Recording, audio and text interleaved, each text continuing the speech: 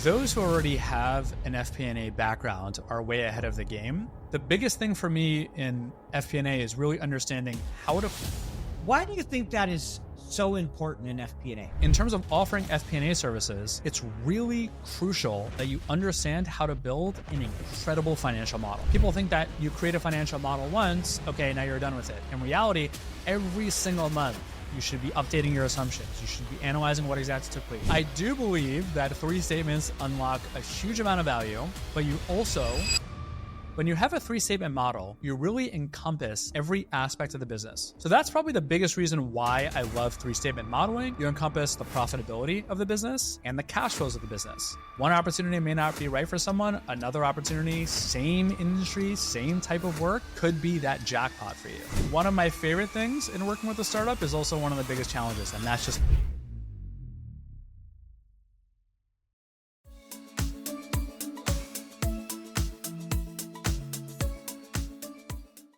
FP&A guy here. Have you ever wanted to level up your FP&A skills?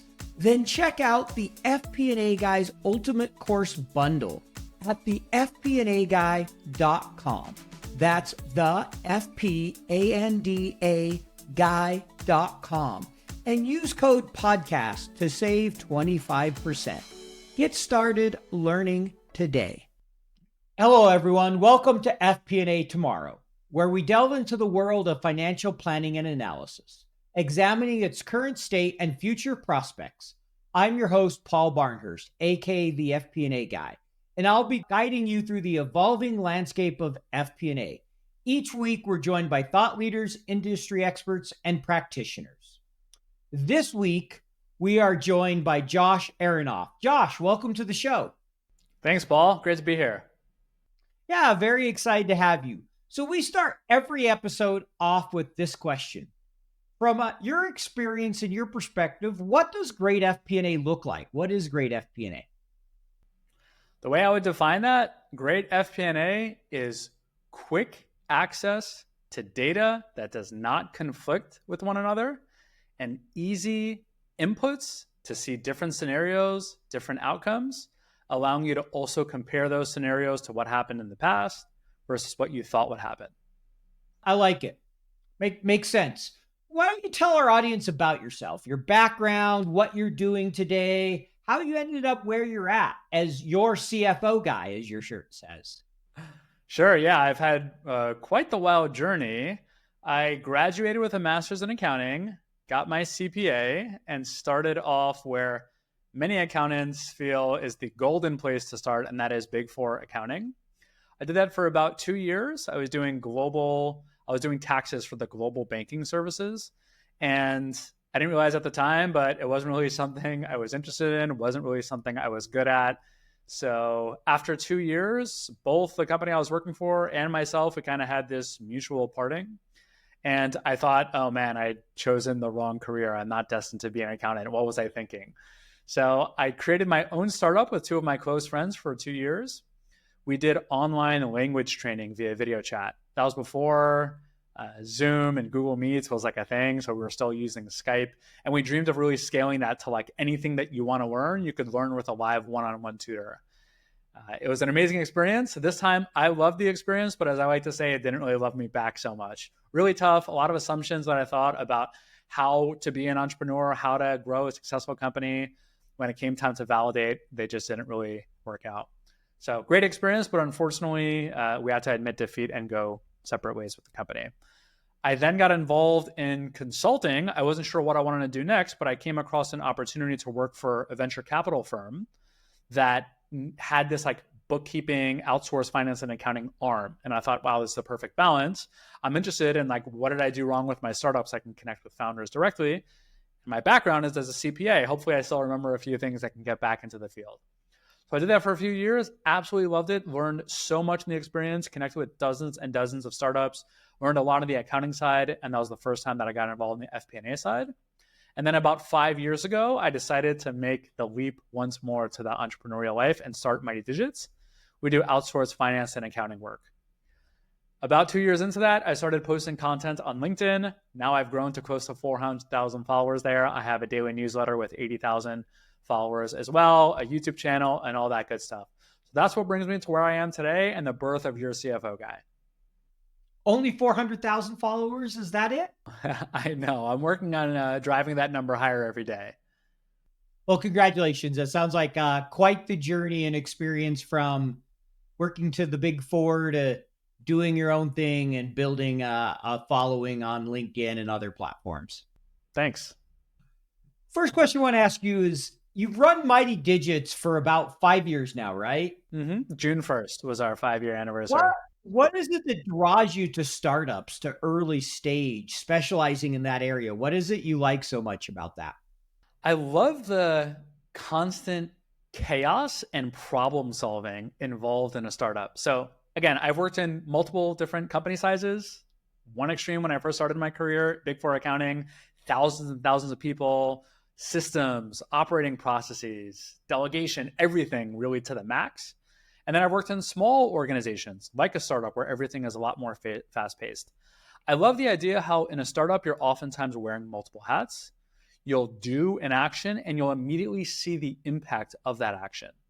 I love that you're also constantly solving problems that there isn't really a cookie cutter question or answer out there that you can just research. And I think that startup CEOs, they really go from having an idea in their head to validating that idea, to growing that idea, to going rapidly through different phases at a company. And that I think is just so cool, being able to iterate as such and get ideas out in front of other people. Got it. So you love seeing that iteration, that early stage of just kind of figuring it out, scaling and growing. And I'm curious, as you've worked with all these different startups, I know mostly in the tech space, do you have a favorite story, maybe from an experience where you felt like you made a real difference for a client or just a company you love to see grow and work with? A few things come to mind. I've been working with one company. Their name is Chili Piper. They're one of my oldest clients. I started working with them when they were just pre-Series A. That's usually when we start working with companies, when they're in between Series C and Series A. And they had raised like a few $1 million. And when I started working with them, it's the first time we really created a financial model in place. We really cleaned up a lot of their finance and accounting system. Now they're post-Series B, and sat on in every one of their board meetings. They have a board meeting actually later this week that I'll be sitting in on. And it's just been so cool seeing them go through each and every single chapter. And with each chapter comes a new set of challenges, a new set of growth initiatives and all of that. So I'd say they're one of my favorite clients. I can't say my favorite client because my other clients may be listening here. But that's been a really fun experience. And I'm also really close with the CEO, Nicholas, who I look up to a lot. That's cool. I bet that's been a lot of fun to watch them scale and grow. And it sounds like as they continue to grow, they're probably getting to that point where they outgrow your services and bring in a full-time staff. Isn't that kind of that Series B, Series C's where you would typically see them start thinking about going in-house? That oftentimes is what happens, and it's really a mix. Sometimes a company, by that point, they'll make their first or second hire. They'll bring it entirely in-house. We'll shake our hands and say, great, you guys are on your own. It's been awesome working with you. It's very common that they'll hire like a first hire as like a VP of finance. And that VP of finance is a fairly senior role. You don't want that VP of finance really managing bank reconciliations or coding vendor transactions. So they'll continue working with a solution like ours, handling those other items while they focus on the bigger picture. And then sometimes, like in Chili Piper's case, we'll just continue to manage everything directly. We work with an amazing member on their team who's the director of operations, who also gets very involved in a lot of things like this. Although he doesn't have a finance and accounting background, he's picked up a lot of it. So the combination of us and Scott on their team has really just been a great solution in that regard. Got it. Makes sense. And I get every company's a little different, what solution and how they decide to solve these things as they scale. I want to step back a little bit, though. You mentioned in your background, and you've told us before, you really didn't enjoy Big Four accounting. You thought accounting was not for you. What was it you disliked about it? What did you find that wasn't a good fit for you when you got in and said, wait a second, I just graduated from school and I really don't like what I'm doing? So before I answer, I do want to give a disclaimer. I have nothing against Big Four. And I think for a lot of people, Big Four is a great career path. And I think also it was a great place for me to start my career. For whatever reason, for better or for worse, people just I'll love. do it for you. I hate Big Four. I'm kidding. For whatever I reason, never worked for them. I wasn't an accountant, so I can say that stuff. fair enough. For whatever reason, people just love seeing on your resume that you have Big Four experience. It's very similar, I think, to like Sure. the CPA exam. Both of those, I think, don't really add any specific value or skill sets. It's more just like a badge that you can wear saying, hey, look at what I accomplished. So you should have a high level of confidence that I can accomplish great things with you as well. The reason that I wasn't so into it, the biggest reason was I really just didn't get along with the people around me. And there's so much you don't know when you first join a job. I never thought that the people that I worked with would have such a big impact. But coming out of that experience, I really just understood that you could be doing the most fulfilling, exciting work in the world. If you're working with terrible people, which I won't go that far, they weren't terrible, but if you're working with people who, for whatever reason, bring you down, it's just going to be totally miserable. And the opposite is true also. If you're doing work that you don't really enjoy, but you just love the people that you're around, it'll make such a big difference and you'll enjoy the job so much more. So I think the biggest issue was the fact that like just the people around me, I didn't feel a good connection with. I didn't have a good connection with my manager. I didn't feel like he was really looking out for me or anything like that. That I think was the number one issue. But the second issue, which was, okay, that was something that I had an issue with. They also had an issue with me. I wasn't really so good at my job. And that was the fact that I didn't really understand how wide and vast of a field finance and accounting is. When I graduated, I thought you go to Big Four. You go to Big Four, you accomplish everything, your rest of your career now, you go from Big Four to private or whatever. And Big Four really just gives you 2, maybe 3 options. Audit, tax, and maybe advisory, but that's less on the accounting side. So I thought to myself, I'm either going to be a tax professional or I'm going to be an audit professional. There's nothing really in between. And I thought tax would be cool because it's very practical. I can maybe open my own, CPA office one day and do tax returns for people. But there's just so much research involved in the rules that are constantly changing. And it's just so ambiguous. It blows my mind that the government makes it so difficult for you to not only file your taxes, but just understand what you need to report on your tax return to be in compliance. And I'm a numbers guy. Give me a spreadsheet, I'll get lost in hours. Give me an article with technical information, I'll barely be able to read the first 2 or 3 sentences. So I think that was probably one of the biggest challenges for me, not really just understanding what I was good at, and just complex tax documentation was definitely not a good fit. Makes sense. So there's some cultural things, there was definitely the tax side in that wasn't the right area in accounting, even if you were in accounting. So just a number of things all came together to say, wait a second, this is not working for me. And it's one of those things where like, while you're going through it, you're like, oh, this isn't so bad. Yeah, I'm okay. And then like, after you go through it, you look back and you're like, wait a minute, that was not an experience that I really enjoyed. That was not an experience for me. So hindsight is 2020 for sure.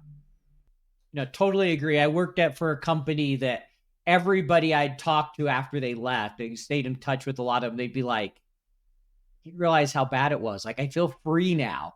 Like, just, you could see a total difference. Like, what took me so long? For sure. Because often when you're in something that's a real challenge, you just kind of grind through it. Yeah. That you're not a good fit for, whatever. And then you look back after when you're in a better, healthier spot for you and go, wow, that really was not good for me. For sure. And it may be nobody did anything wrong, just wasn't the right fit. And sometimes it was a bad environment, right? Both of those. Definitely. And I do want to stress again that a lot of times it's not a good environment for someone, but it could be a great environment for someone else. At the same time, 100% agree. I've also worked with tons of companies and I've just come across companies that are just like, it doesn't matter who you are. This is a bad environment. So yes, there are roles and industries that are just not good fits for certain people. And then there are just unhealthy companies that really aren't good for just about anybody. For sure. And, you got it. The one you run from when they're just a completely toxic culture, just never a good environment. The other one, you may be there for a while, but you got to figure out what's going to make you happy. What are you good at and where your passions are? And we've all worked with great people that are not necessarily a good fit for the role they're in. I had someone that worked in FP&A and just was not a good fit for FP&A, but was a great person. It's like, okay, you need to find where your strengths are and where you're going to be happy. Because if you're not happy, it's really hard to do great work. For sure. I think all the time. I have a close friend who was laid off from a job, and he spent a year looking for the right opportunity. And we were a little bit nervous for him.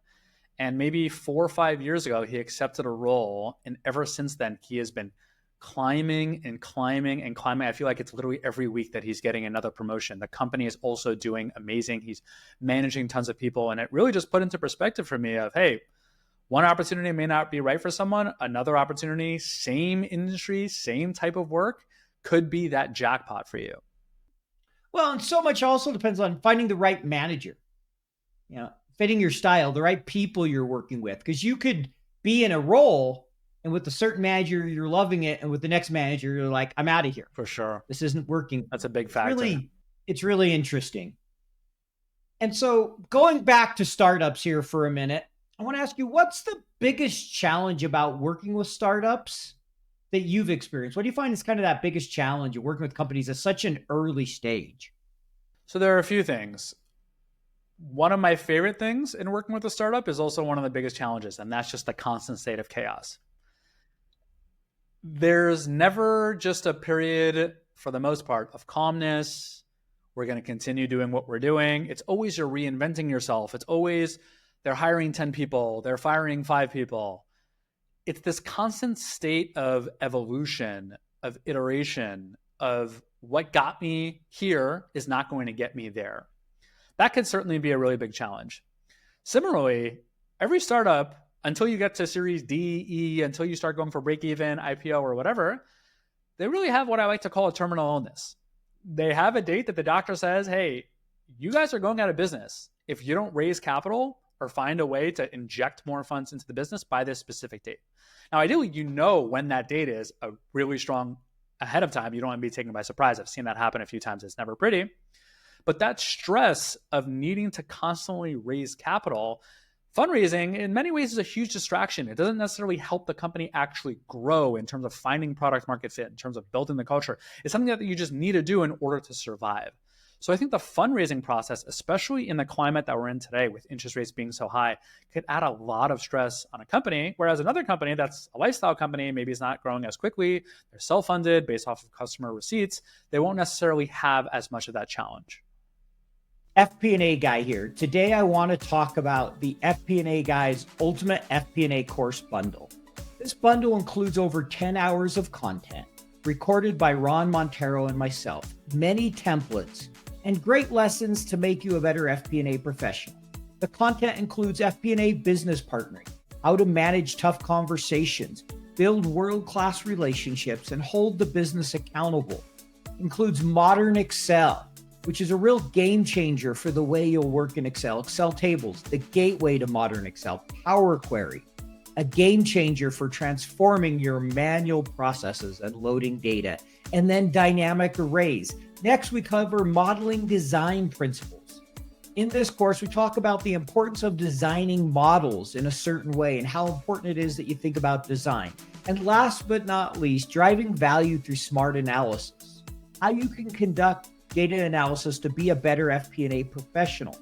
Go ahead and sign up for this bundle at thefpnaguy.com. That's thefpnaguy.com.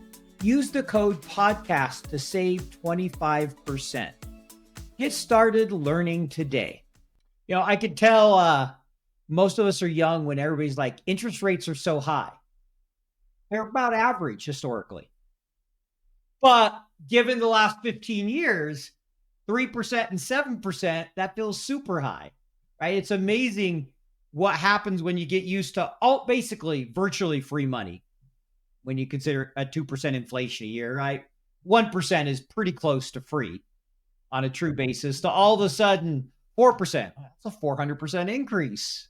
It's amazing to watch how it's changed behavior so quickly. And it's almost no different than kind of the long-term average for interest rates. So I always find it fascinating, that whole conversation and watching the behavior and how quickly things have changed the last few years as we've had to fight inflation. I'm sure it's had a huge impact on your business. For sure. Definitely really big impact. I think the correlation between interest rates and startup funding, it's like just direct. So The lower the interest rates, the easier venture capital firms can raise capital from LPs, the quicker they'll be deploying those capitals, they'll be calling up new capital, the easier of a time startups will have in raising additional rounds and getting higher valuations.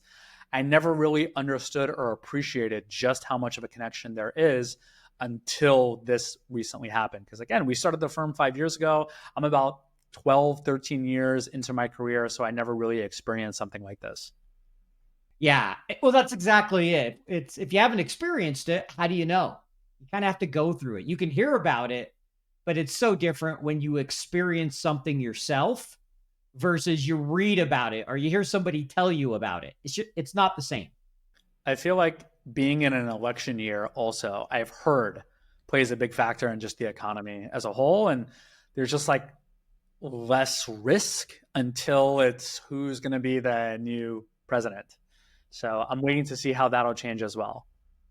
Especially any heavily regulated industry, but in general, companies will wait to make their investment decisions once they're comfortable they know who's going to be in charge. Makes sense. Because that changes the government regulation, the landscape, right? Are you going to have a split Congress in the US? I mean, there's also, we have a lot of global people listening. We'll be clear, we're talking about the US here, but who's your president? Who's in charge of your Senate and your House? Is it a split government? All those things impact regulation, the economy. And so it's really interesting to watch that uncertainty puts a lot of people on pause. Like, I'm going to hold this money till I'm a little more confident in the decisions that will be made and how they'll impact my business. For sure. Question for you. You've worked with a lot of startups. You've done a lot of funding. What advice would you offer for somebody listening? They've done FP&A, they spent a lot of their career in it, and they want to start a firm offering advisory services. What advice would you offer them? That seems to be a common path these days of a lot of FP&A people saying, I'm going to do advisory services, fractional CFO, whatever you want to call it. So I think those who already have an FP&A background are way ahead of the game. I think the best way to grow a firm is oh wait, I said woo! I'm excited. I'm there. I should have done this hand though. Woo! I think not only knowing the FP&A side of things, but I think if you also know the accounting side of things, you'll be able to pick up so much more business around month-end close, any accounting operation items like accounts payable management, invoicing management, payroll management, and so forth. So I think just understanding both sides will help make you more rounded. And a lot of times you'll work with a client in one capacity and their needs will grow and you'll start working with them in another capacity. I think if we're just talking about advisory services though, the biggest thing for me in FP&A is really understanding how to put together a forecast that not only tells the future, but also showcases the past and allows you to easily tell the story of where the company has been. Working then directly with management, the board of directors, investors, understanding what are the key metrics that they're tracking, what inputs do they want to tweak, and then what are the results of those inputs, and do they match and make sense with regards to what things have looked like historically. Being able to build this robust financial model that's in essence your hub of all the information that you need from where the company has been and where the business is going, to me, is the biggest part in just FP&A, let alone opening an advisory services platform. What advice would you offer to somebody who wants to start offering advisory services, has maybe worked in FP&A and they want to go out on their own? What are some of the things they should be thinking about? So a few things on that. I think if you're going off on your own, the most important thing is that you first have enough customers to be able to survive being on your own. And I like to think of that as like a valley of death, a chasm that you need to, in essence, cross, where you have enough committed monthly recurring revenue where you don't necessarily worry about, am I going to be able to do this in the long term? So if you're working for someone and you're thinking of going off on your own, as long as your contract doesn't state that you can't work with clients on the side, I certainly wouldn't recommend you poach any clients, but it's a good idea to try to pick up some clients while you're still working. That's actually how I started Money Digits. I was working nights, I was working weekends, I was working crazy hours, but eventually that paid off and allowed me to go off on my own. If you're offering advisory services specifically, consider also learning the accounting side of things. Because a lot of times you'll start working with a client who needs, let's say, FP&A services, And their needs will expand to also need bookkeeping services, accounts payable management, invoicing. If they're not working with you, they're working with another firm, and odds are that firm also offers FP&A services. Lastly, in terms of offering FP&A services, it's really crucial that you understand how to build just like an incredible financial model, one that tells you an entire story of where the company has been, as well as the entire story of where the company is going. And you should be able to easily tweak those levers to understand what that future will look like. And then as the future takes place each and every single month, you should be able to understand, why did this take place compared to what I thought would take place, and what changes do we need to make? So I'm curious, your background was accounting. Was it really hard when you started your own business to get into the advisory side? You started mostly offering more of the accounting, right? So I actually started working as a fractional VP of finance, which was really just on the FP&A side. And I was fortunate that in my job, right before I went off on my own, I was exposed to both sides. I really started just on the accounting side, but I very quickly picked up the FP&A side, and I absolutely loved it. What did you love about FP&A? What's your favorite part about FP&A? My favorite part by far is the conversations that you have with the people at the top of the company. You get incredible transparency into who's on their team. I love just seeing like, how much does each person make? How much is the CEO paying him or herself?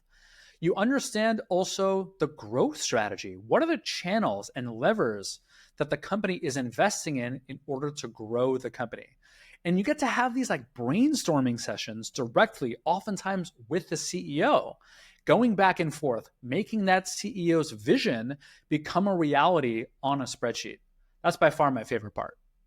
I love the business partnering side and those conversations you have. I totally understand what you're saying. That is the most enjoyable. I mean, I love a good variance commentary, but not quite as much as those conversations. So, when it comes to FP&A, I know you're a big believer that FP&A needs to be able to build three-statement models. Why do you think that is so important in FP&A? Oh boy, here we go. We're going to have a battle right here now, right? You're going to tell me three No, statements are we're not not. needed. Three statements are needed, I promise you. No. Well, I do believe that three statements unlock a huge amount of value, but you also helped me understand that not all businesses have three-statement models, and that's okay. So I'll first make the case for why I think you need a three-statement model. When you have a three-statement model, you really encompass every aspect of the business. You encompass the profitability of the business and the cash flows of the business. And the cash flows is not really something that you need to forecast out separately. Instead, you forecast out the changes to your profit and loss and balance sheet. And then creating a statement of cash flows with the indirect method, you could easily showcase what your cash flows will actually be. So that's probably the biggest reason why I love three-statement modeling. And it's also really helpful when you connect your financial statements to your accounting software, where you could easily pull in actuals and refresh that information. At the same time, I will say I have come to appreciate that not all companies need a three-statement model. In fact, as companies grow in size and complexity, it may not even be feasible to manage a three-statement model. Instead, you have all these different departments and all these different groups in charge of just a specific aspect of a financial model, whether that be the revenue, whether that be the headcount, whether that be the cost drivers or anything else. And a lot of times a company will have their own treasury department just responsible for managing the cash flows instead of having that tied into a three-statement model. So I would say earlier stage companies, SMBs, three-statement models, I think are totally the way to go. Larger companies, Fortune 500, I can understand that a three-statement model may not be applicable. And why did you say, here we go? Do you want to give the backstory on that one? Were you expecting me to attack you or something? So once upon a time, I posted a post on LinkedIn that was titled 10 Forecasting Mistakes. And one of those forecasting mistakes was not including all three statements in a financial model. And you commented on that post in a respectful way, but also challenging me, saying, Josh, I have to be entirely honest. In my career, I actually never worked with a three-statement model. And I've seen tons and tons of companies not have a three-statement model in place. And I think that's okay. And you and I then went a bit down in the rabbit hole in the comment section where I said, hey, I got to be honest, I've never really heard of this before because all I know is startups and SMBs. Yep. And I asked you, so I, walk me through, how does that work? And then I said, well, how would you again forecast cash flows? And you helped me understand the fact that a treasury department, once a company gets to a certain size, would instead be responsible for that. So I've come to appreciate the fact that not all companies really need a three-statement model. Yeah. And it's really interesting, that conversation, because I have it all the time. It's not just you. And people need to understand the three statement. I think we can all agree with that. You need to understand the inner workings of them, how different changes impact cash, balance sheet. But it's so interesting how different it is depending on what size of company you support, like you said, right? I pretty much can guarantee you, we all know Apple isn't trying to roll up a three statement, right? As we talked about, it's the treasury. And so it's really interesting to see how different FP&A can be and how different our perspective can be depending on where we've worked. And so I love that conversation and just the importance of the three statement, because I'm a huge believer, like you, people need to understand the three statements, regardless of whether you're modeling it or not. And to me, that's the first and one of the most important things of FP&A. And if you're working in startup like you did for most of your career, you better understand and be able to build a three statement, or you're not going to last long in a startup environment, because watching that cash so closely in that forecasting is critical. I'm sure you've seen more than one company probably die on the vine because of a cash flow issue. For sure. Right? They can't get funding, and so they have to shut down. I'm going to guess that's probably the most common one you see, is funding's drying up. Nobody wants to invest at this point. Definitely. I will add this one tidbit, that a three-statement model doesn't always make sense for every company. However, I strongly feel that every FP&A professional should understand how a three-statement model works. Because I think if you understand how to create a three-statement model, you understand so much of the accounting side of a business, where the profit and loss connects to the balance sheet, how when you make a change in one area, another area can specifically be affected. A lot of times I see FP&A professionals, they could do some really dangerous things with the spreadsheet, but they don't really understand the fundamentals of double entry accounting and journal entries. And when you really understand that other side of things, it just unlocks so much more capabilities and value in your career. So I would say every FP&A professional should understand how to create a three-statement model, but not every company should have a three-statement model. Looking to level up your career and build skills that make you stand out to FP&A hiring managers? How about earning a certificate from a world-renowned business school? Wharton Online and Wall Street Prep have partnered to create an 8-week online financial planning and analysis certificate program.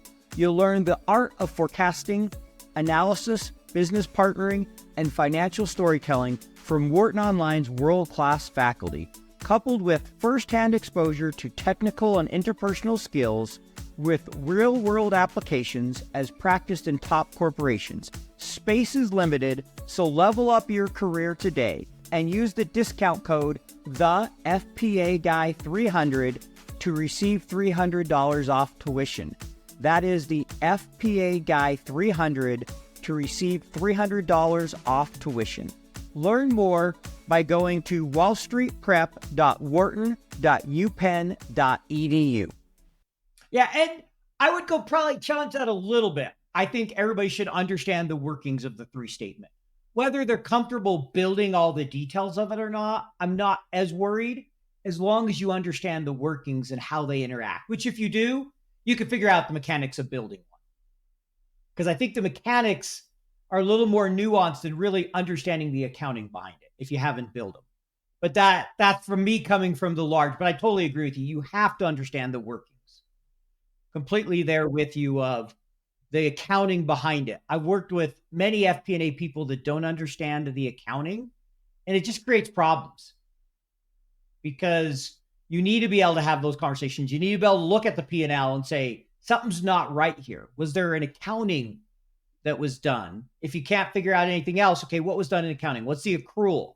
What assumptions did we use? Like I supported a business and our numbers were just way off, and it turned out they were using a very high level process for the accruals and not taking any of the timing into consideration. And we're having these huge swings of like 10% in our revenue from the accrual. And I'm like, no.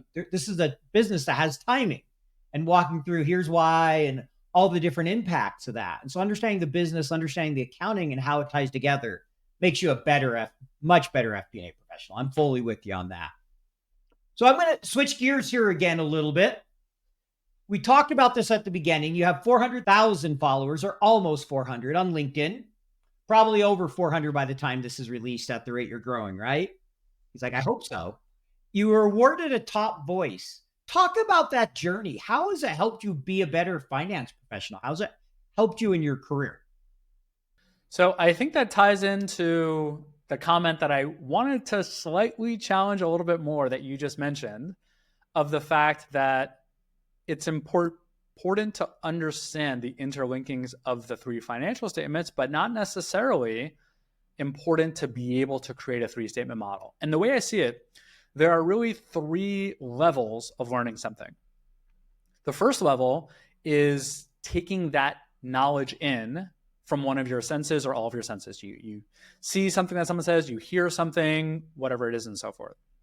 The second level to me is actually doing something. And you'll always have this ceiling where you won't be able to truly grasp something until you actually do it. You think you'll understand it, but then when you start doing it, you realize there are all these different edge cases that you didn't really think through. And through fighting through those edge cases, you really understand it so much more.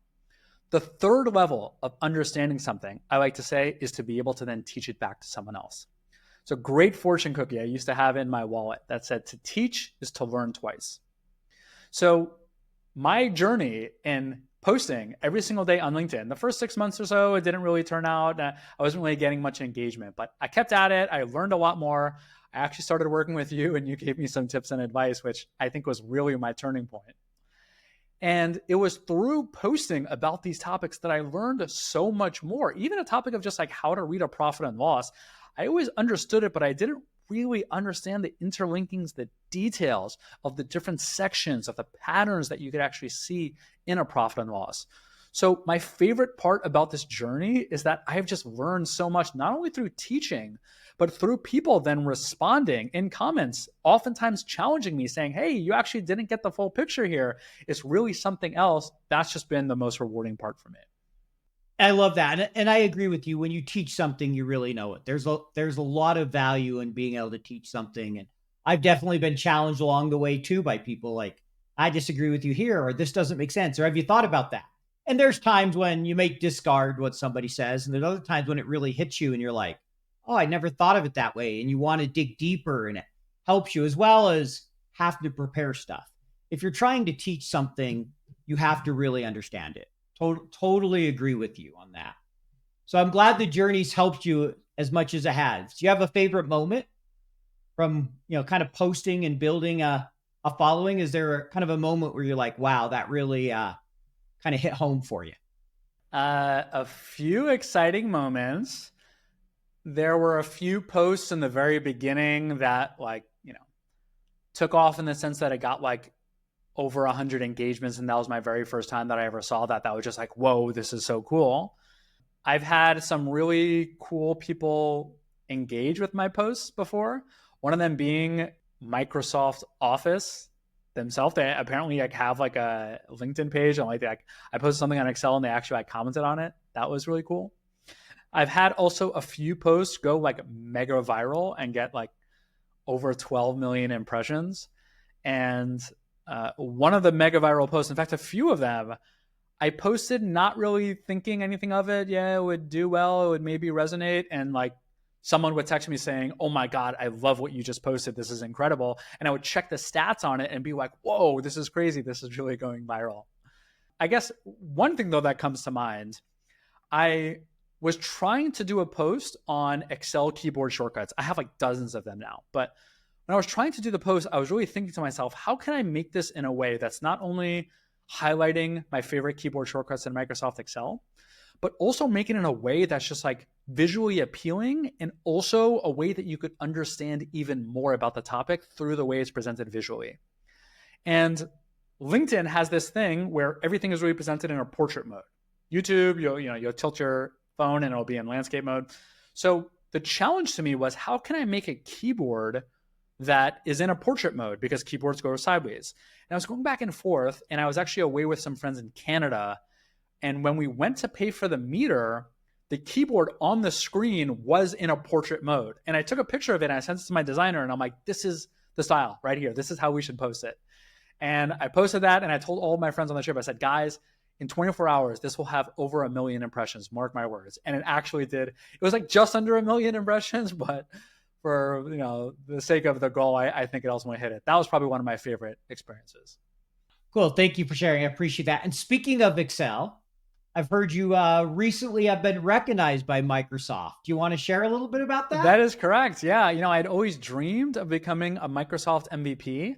And so many of the people that I've been following for what feels like just decades have been a Microsoft MVP that I always said to myself one day, like, wow, I know that it'll be an incredible accomplishment if I ever actually get to that level. So the way that the program works is you have to be referred by another MVP. So there was someone in my network who I saw recently became an MVP and we'd engaged before and we would chat and he's also a fellow LinkedIn creator. So I reached out to him and I said, hey, do you feel comfortable, nominating me? And he was like, look, why don't you start posting a little bit more on your YouTube journey? Let me know when you feel ready. I'll go ahead and make that referral. And I don't want to overstep any boundaries. So I started posting more on YouTube and then he reached out saying, hey, I'm happy to make the introduction. It was about a 3-month process. And I eventually got the email saying that I'd been accepted and it's just been really surreal ever since. Well, congratulations. I know that's a huge honor and there's not a lot of people in the world that get that. So keep up the great work you're doing there. I have one more question about Excel. Then we're going to move into our kind of what I call a rapid fire. We just ask some quick questions with short answers and a get to know you section. The first thing is, what would you like to see Excel add next? The last couple of years, they've been making a ton of changes. Is there somewhere you'd like to see them go? Something you think is missing in the tool?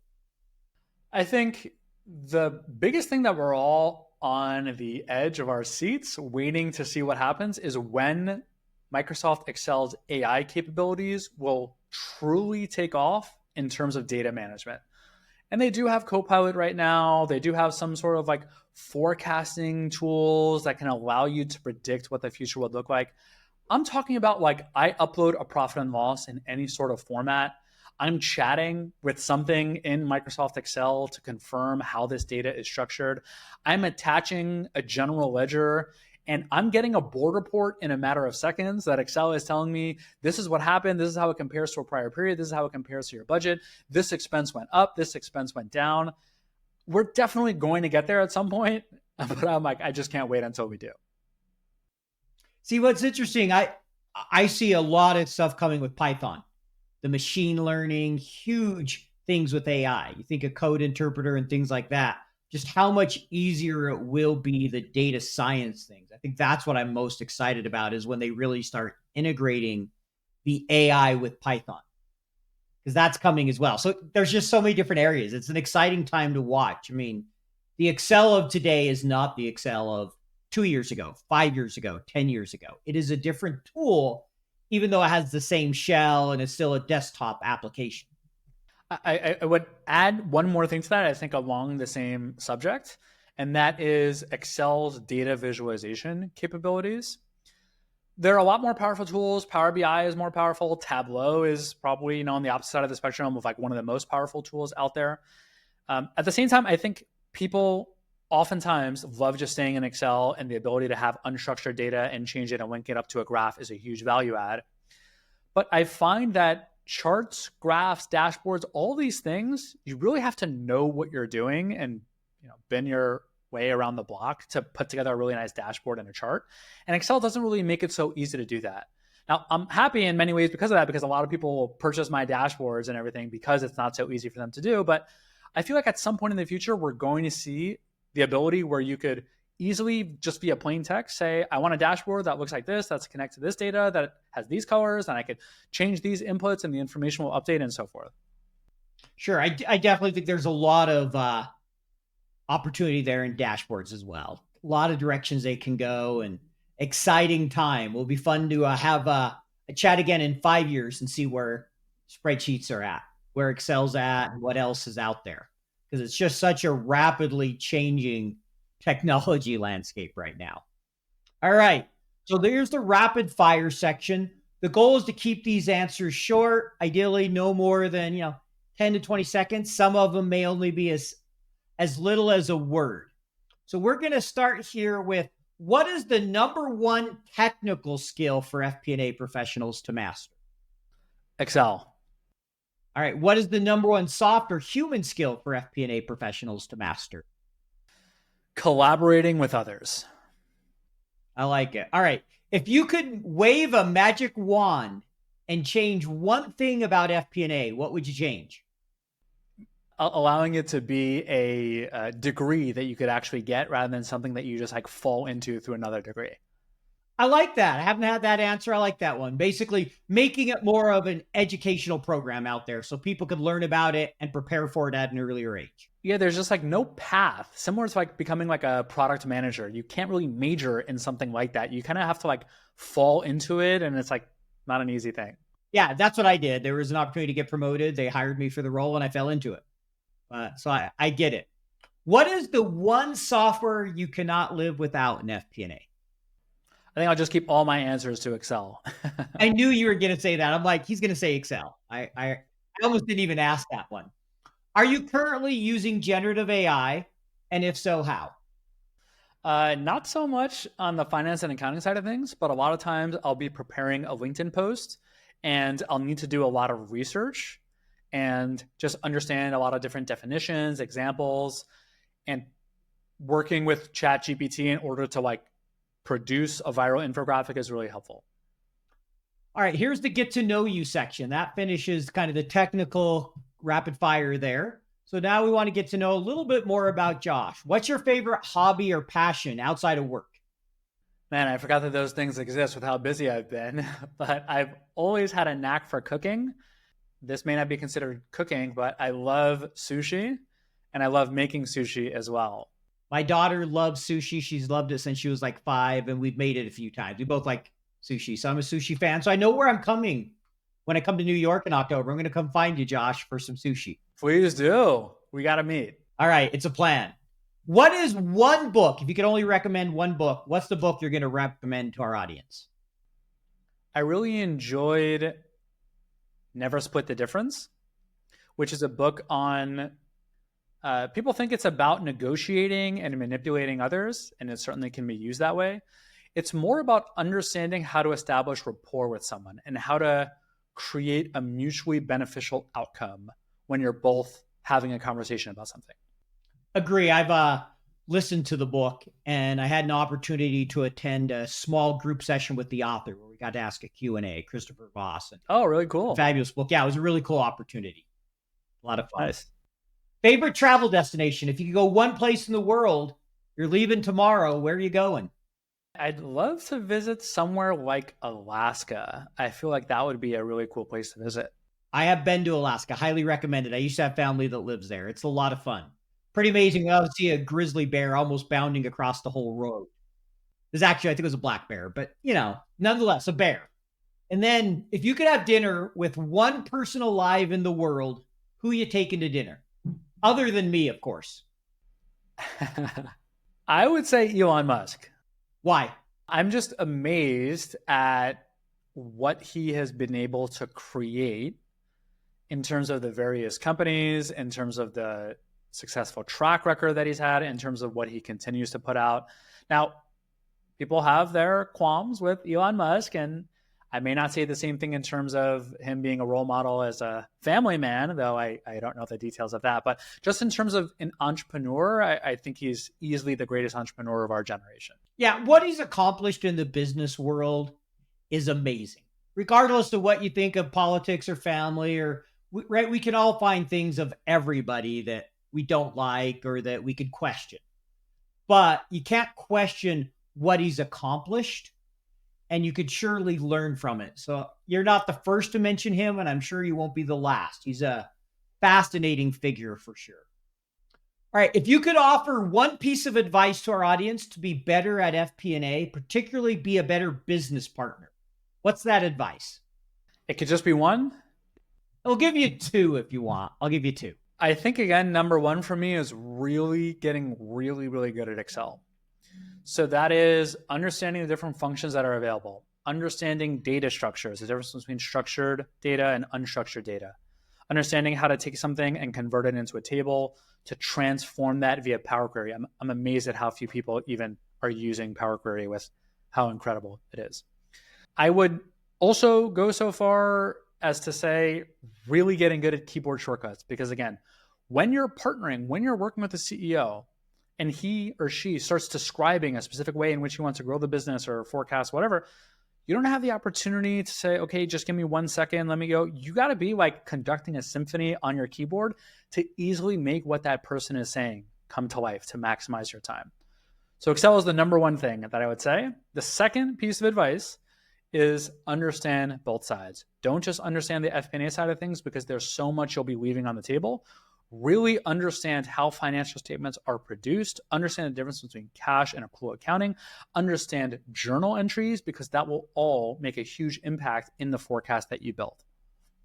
Got it. Thank you. Appreciate that. So we got Excel, and then understanding also the other sides of that. I love the shortcut example. A lot of great information in there. If someone wants to get a hold of you, wants to learn more about you after listening to this, they're like, I want to be the CFO guy. How do they get a hold of you? How do they learn about you? So a few ways. You could always send me an email at josh@yourcfoguy.com. As long as you send me a genuine email and it's not, hey, can you hire me or can I sell you this thing? I will respond. You could also work with me in any of the number of offerings that I have, whether you need fractional finance and accounting support with Mighty Digits, whether you are looking for finance and accounting templates, resources, courses, or joining my newsletter at yourcfoguy.com. Or we have an Excel plugin that'll give you access to all of my templates, all of my dashboards, and we're constantly refining. We're just about to release the capability where you could customize that information, build a financial model or any of these dashboards with your custom inputs and data connected.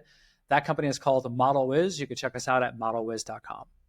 All right, great. Well, thanks for providing those different ways. We'll put that in the show notes. And thanks for joining me. It's always fun to chat with you, Josh. I know we've got to know each other quite well over the last few years, and looking forward to finally meeting you in person later this year. Me too. And I do want to just add one thing that I forgot. March 1st is when we launched our YouTube channel. We just released, I want to say, our 24th video. It's been so much fun, tons and tons of work, but I really am just loving the process. So if anyone is looking for some free resources to grow in their career, I definitely would recommend that you check it out. All right, great. Well, appreciate that, Josh. And on that note, we'll go ahead and let you go.